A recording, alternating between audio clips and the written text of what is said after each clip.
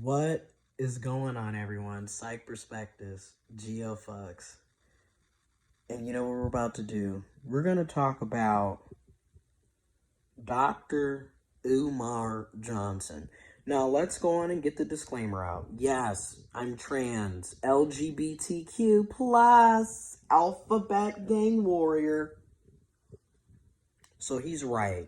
He is right when he says, well, the people that don't like me, they are part of that community, that special community, and I'm not pushing that agenda, so they don't like me. You're right. I don't like homophobes and transphobes. You're right. But anyways, so let's get that out the way. So next up, we've got him on the Godcast with Lord Jamar, Brand Nubian. Shout out to my mom, my uncle. Grew up on good music. We have this, the Godcast, his podcast. And Dr. Umar Johnson is on there. I want to give a shout out to Tanya Blueved. I really enjoyed your commentary and your video as well. I'll leave links to these people's videos in the description box below. Check out people so you can hear other people's perspectives as well. And you're right, Umar Johnson interview. Now, this is one of the first interviews where I've seen outside of the Roland Martin situation 4 years ago. Damn, 4 years ago, 2016. Wow, time flies by. Outside of that interview where they questioned him for real. It wasn't some ass-kissing yes man, where basically they all agree with everything that he says and there's no real questions or accountability. This was not that. This was an actual true in the middle, if you will, non-biased, if you will. We gonna ask both questions and hold you accountable while applauding you and agreeing with some of the things you are doing and saying. Because let's be real, like me and so many other people have said, we were once supporters of Dr. Umar Johnson. Yes, back in 2011, when I first found out about Umar Johnson, I was a 18-year-old, almost 19-year-old, going into my sophomore year in college. I was a supporter. I was all for it. A lot of the people that I look at, the Tariq Nasheeds, so many people, Sean King, so many people I used to idolize and support. And, I was like, yes. I knew about Marcus Garvey before I knew about Umar Johnson. And that's how I ended up finding Umar Johnson, And I grew up in again, my family, very, very proud to be black, very Afrocentric, but also very classist and elitist and full of it. But welcome to the world, right? But anyways, I liked him. I was a supporter. Okay? But as I grew and matured and was in college myself, going through college, going through activism, living and learning, I started realizing, nah, you transphobic, you homophobic, you misogynistic, you sexist. Wait a minute, this ain't adding up. We've been sitting up here supporting this damn school. And then, like I said, by 2011, that's how I found out. It was about the black boys' school and him wanting to purchase the HBCU. He had a whole promotional video basically letting us know. And at that time, it was PayPal, back when PayPal had that old school logo. And it was snail mail, the P.O. box. People been donating. He had the website then. People been donating. And by then, it had already been a year since he had made the big announcement on Facebook. Check out Lennon Honor stuff. Check out Anti-Afro's Bengali stuff. Check out the keyboard musician. Check out Make a Change. Check out everybody's stuff. This stuff is out here. This information is out here. But anyway, like I was saying. So, I mean, I was a supporter. But like I said, you wake up eventually. Some of us wake up sooner than others. That's all I'm going to say. And some of y'all just going to continue to ride the motherfucking train off the train tracks. Because I don't know what is going on up in here at this point in time. But anyways, you got the God calves. And once again, you see for yourself, this man is unhinged. This man is out of control. Irrational rage behaviors. People don't agree with you. You yelling and barking and you... But you're a psychologist. Now here's the thing. Umar Johnson is intelligent. He's charismatic. He's an amazing orator. Okay. Does he make sense at times? Yes. Does he make great points? Yes. Is he right sometimes? Yes. But is he wrong sometimes? Yes. Is he lying sometimes? Yes. Is he hurting people? Is he saying effed up stuff? Yes. See, people can be good and bad, but I guess, everybody just wants to live in la la land. I think everybody, But anyways, he gets on. So we going to listen to some of the excerpts of this situation. But man, you see in my opinion, now let me put another disclaimer. I am not a mental health therapist. I am not a licensed mental health practitioner.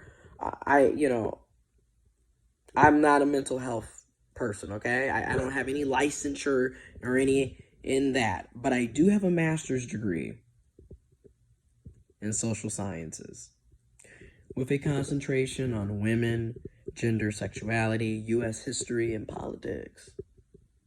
My undergrad is a bachelor's of arts in sociology with a minor in substance abuse treatment.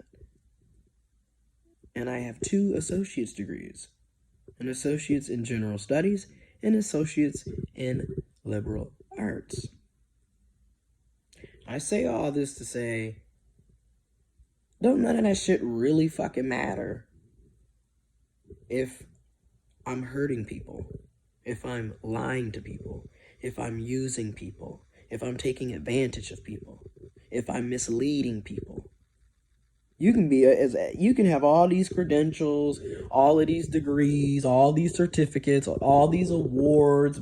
No, none of that shit matter if your character is flawed. Okay? Because if you a shitty person, I don't care how educated you are, you're a shitty person. But I also say that to say that I'm not stupid either. Okay? I'm well read and I do my own research. And that's why I'm always encouraging you all to do your research. Like, seriously, do your own research. Don't take what I'm saying for face value. Yes, I leave links and articles and shit in the description box below, but that's not all the information. You could do further information, find out your own stuff. You know what I mean? For real, do some critical thinking. Do your own research. But anyways, I do my own research. So I'm like, okay, let me look up some shit. Narcissistic personality disorder. Borderline personality disorder. These are cluster B personality disorders. I'll have information on this in the description box below, and I'm probably going to do some more in-depth, detailed videos discussing it. And I really believe that a lot of these things, as much as people like to say that it's a rarity, I believe that it's more of a norm at this point, because it's so much trauma and abuse, neglect, all that goes on in people's lives, and it's generation after generation after generation, and it's passed down and passed down and passed down, and people don't get the help they need and deserve. But that's a whole nother video. But information about this will be in the description box below. But I say all this to say, Dr. Umar Johnson shows signs of narcissistic personality disorder, bruh. Like, oh my God. When you look at these, every live he do, you know, when he cussing people out or he's just talking, you know, he's so egotistical. Everything is about him. He's the center of everything. And like everyone has put out from Let's Have Fun with Ian J, Angel Postel, Carol Dow. Everybody has said it. Okay? Everything is about him. He's the most requested. Monty Woodgrain style. Requested. Scholar. But you are self-proclaimed. No one else. You ever notice, this is what I mean by y'all crazy as hell. Has any of the other black scholars mentioned him? He's the most requested. Right? So did Dr. Angela Davis mention him? No. Oh, okay. Dr. Michael Eric Dyson? Oh, okay. Ta-Nehisi Coates? Oh, okay. I don't recall Dr. Kimberly Crenshaw. Oh, okay, no. Yeah, I don't recall hearing other black scholars say anything about Dr. Umar Johnson. And he's the most requested. Now, don't get me wrong. Does he speak and go around speaking at college campuses? Yes, he does. Because a lot of the local student organizations bring him there. Okay, a lot of the black student unions and, what have you, will bring Dr. Umar there. And does he speak some real shit? Yes, he does. But does he speak some harmful, toxic, dysfunctional bullshit? Yes, he does. And it's like, again, if you're not well aware or informed or have empathy or care, you can easily be swayed into thinking everything that he's saying is the book, the truth, the only way. And when I look at some of these people, I'm like, okay, yeah, this at this point is very cult-like behavior. Okay? Shout out to Conscious Energy. All right? Shout out to the Rev G.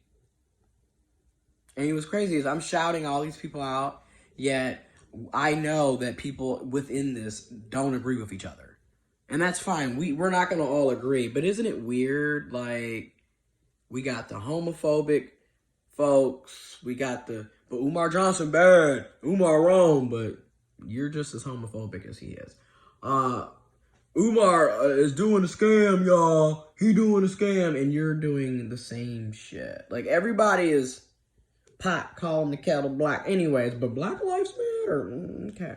Anyways, let's listen to some of these excerpts. Ooh, child. Let's listen to some of these apps. Okay. Oh, man.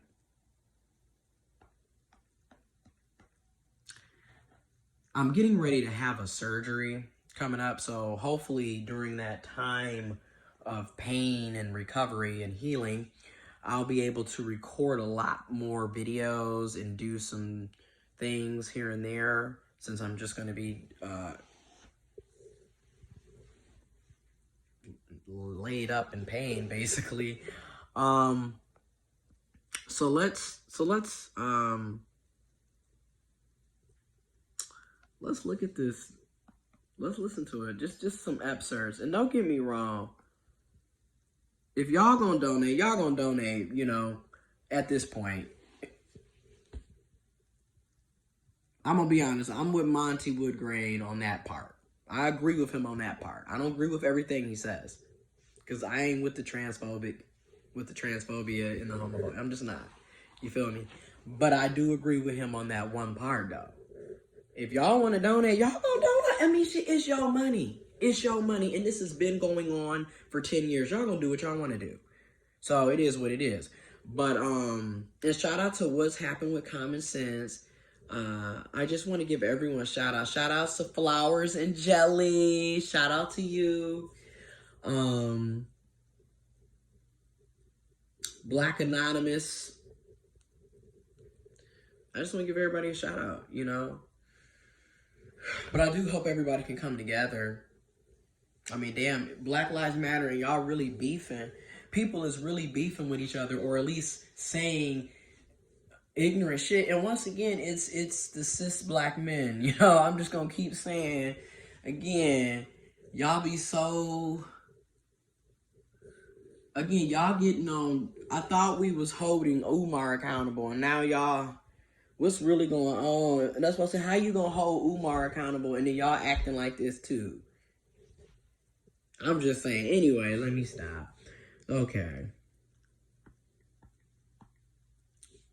We about to finish this in the next at least 15 minutes because I don't want to be on here too long.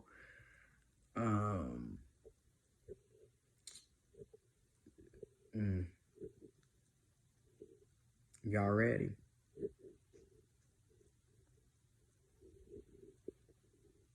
I think that is so cool that Lord Jamar, Rod Digger, and Godfrey have a podcast, and it's God Pass. I love that. I love just seeing black people, people of color, women, LGBTQ plus, people doing their thing. But anyways, let's get into this.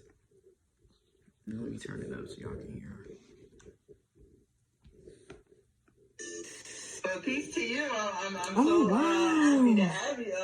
You're here with us this evening. Rod Digger look good for her age. I mean, black don't cry. You have a little bit of history that you don't even know about. When I was So it's positive. Nah, when of I was course. at Millersville University, after I graduated from undergrad, I was Black Student Union president in undergrad, but I came I'm gonna back give him his props. I mean, graduate shit, I was school, Black so Student the Union NAACP executive board college member. chapter. And the Feel that. spring that I would graduate with my master's in school psychology, we were having a spring concert for the NAACP. Since I was a graduate student, I was the graduate advisor to the NAACP chapter at Millersville University. And you were supposed to be one of our performers. This is the Dirty Harriet album. Okay. And I was in contact with your road manager at the time. Can't remember the name, of course. This is 20 years ago.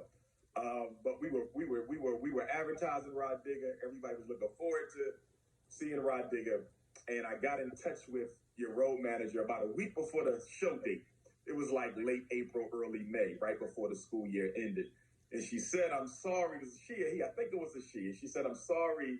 We had Rod Digger already booked for another event. I said, but we had the contracts and everything. See, she been double booking. You've been double booking. Right? Oh, wow. With your double booking Double ass. booked yourself, right? With your loud throat. First of all, turn your throat down. Shut up. Shut up. Because everybody's saying it for real. Your throat's a little loud right now. Turn your throat down and stop double booking, okay? Yeah, you've been double booking for about a generation now. My bad. I didn't come? Oh, man. Yeah, you didn't come because she had you on another calendar, and I think we signed the contracts, we sent them back. I think she had the contract, but it may have just been an oversight on her side. Maybe something that, just kind of fell out of consciousness for me. Wait. So did y'all send the deposit? No, as universities don't usually send deposits. Oh, right. You get have a history of Well, some of them, if we can get you to send it, if we can get you to do it, you'll do it. But most of the time, they're like, no, our money's good. They're not going to do it. We're going to pay you the whole thing at the end. We're going to make sir. sure you don't do nothing stupid. Yes, sir. And if that... Okay, now see, this is where... How can he sit up here? He can understand that the school, the university can't send any money because they have a history of being ripped up. But when people are asking you to show proof where the money's going, where what's the nonprofits, what's the dividends, how much have you raised? What is this set? Where are the bank accounts? Where's the ledgers? What are there? Are you accruing interest? Are you getting taxes? Where is this sitting? He got a problem with that. He don't want y'all talking about that, though. Everything goes well, and so we would be like, all right.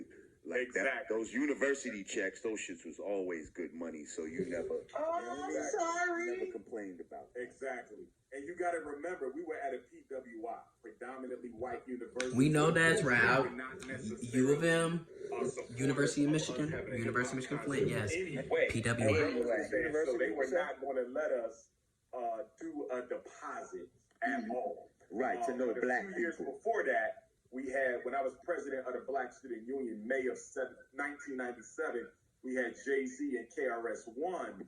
Right. That's how I graduated out of undergrad, and I was going to graduate out of grad school with Rod Digger until they messed the contracts. Oh, I feel bad. That's all Now, right. That's now, all if you would have had Bing Crosby. Now you notice again, everything always centers.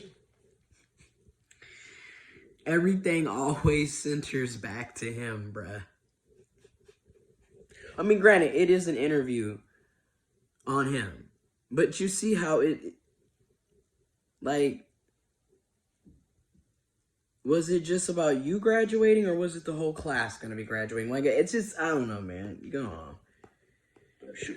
Yes, sir. Yes, So sir. let me ask you something. Why don't you tell the people about the 11 laws of white supremacy? So we're going to go. Laws of white I'm going to leave a link to this one because I do want to watch this one on my own. But I want to get to the nitty gritty of what we're here for. Most people find most controversial, and that I'm going to watch it and do a review on another video. I'm serious. From that time, when did you Stay start tuned. raising money and all that? You know, and when did it all start? When was the genesis of I had BMG school? I had the idea to open a school since I was in college. Hold on real quick.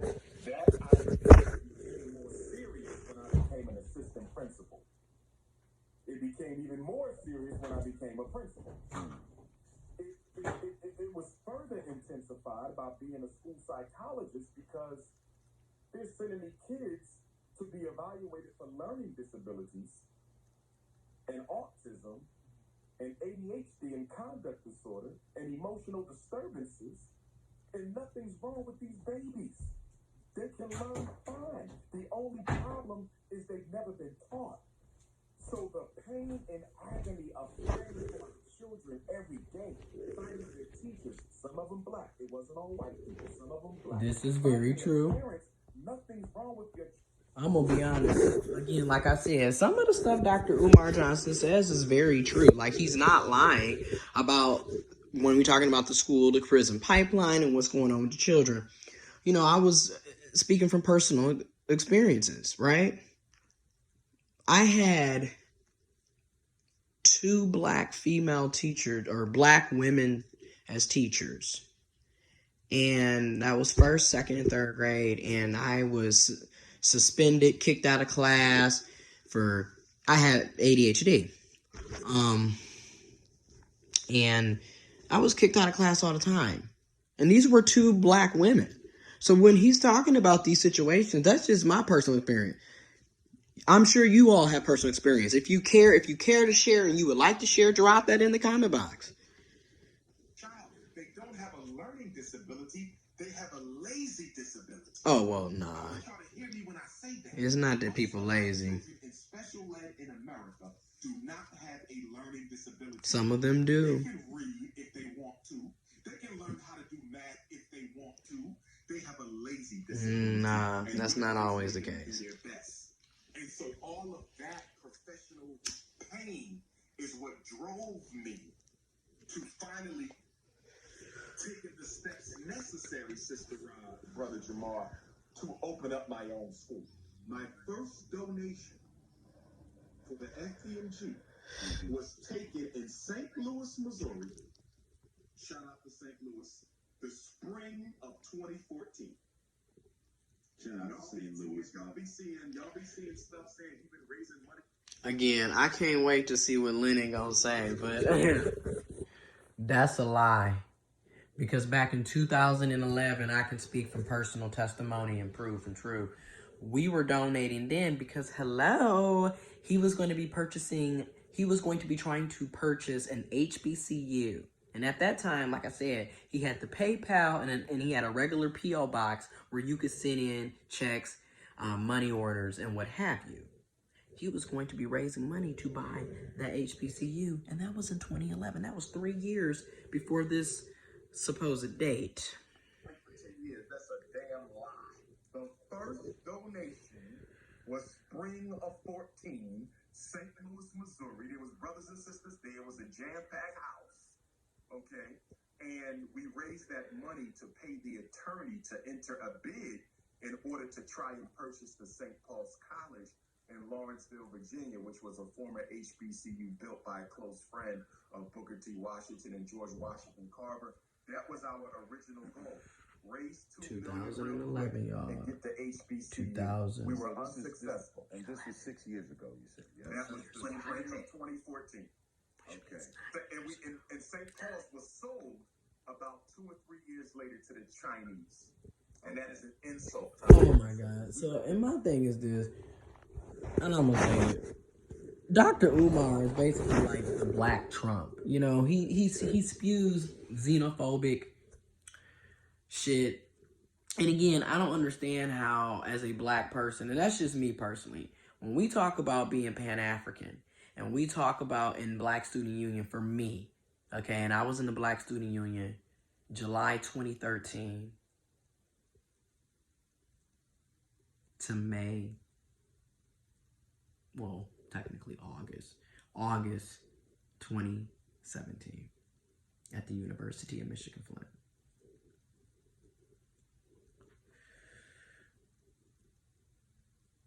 Being Pan-African, being black and proud, loving your people, loving your folks. We don't preach xenophobia. We don't hate other people. Y'all like to idolize Malcolm X, but y'all really didn't vibe with Malcolm X. Towards the end, did you? You missed the message.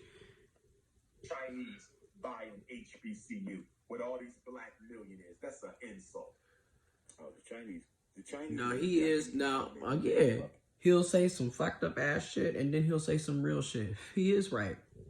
You got all these black billionaires. You got the P. Diddy's and the Jay-Z's.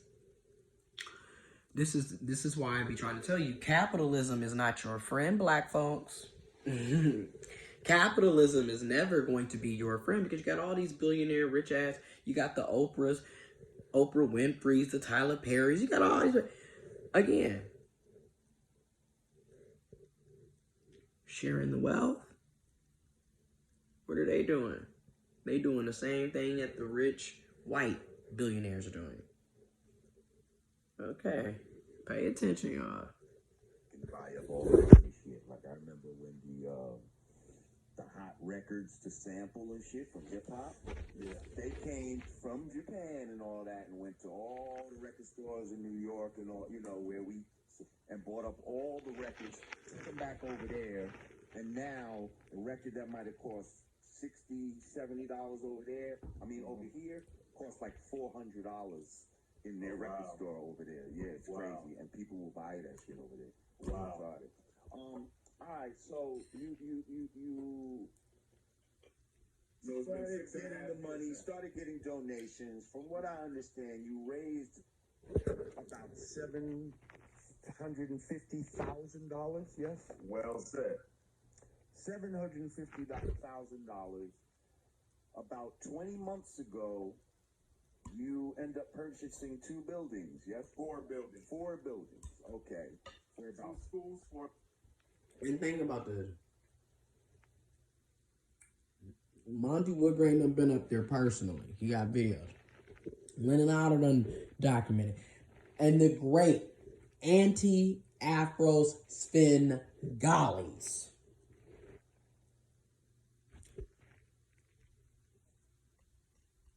So many people have documented this shit. It's going on 2 years. 2019, 2020 is almost over, thank God, because this shit. Jesus, can we please breathe out? Can we breathe? Anyway, but, going on 2 years. And the school still looks like shit. What the hell is going on? That's all we really need to know. 4 buildings. 2 schools, 4 buildings, for $400,000. It was more than that. Okay. Well, everybody wants to know, How much was it there? where's the extra money? Where'd the extra money go? And why is it taking so long to open this school? Like people feel like, and I'm not just going to say people feel, because I'm also going to share a story with you as well. But people feel like, you know, the time that 6 years is just a very long time to be raising money. You know what I mean? And to finally get the building that you. But for me personally, that are in disrepair. It's been 9 years. I think it's the transparency that people are looking for. A lot of people are looking for you to be more transparent, and when they don't see this transparency, it makes them feel, you know, skeptical. Okay. And skeptical for good reason. Yes, please. Okay. Number 1, I'm transparent with my donors.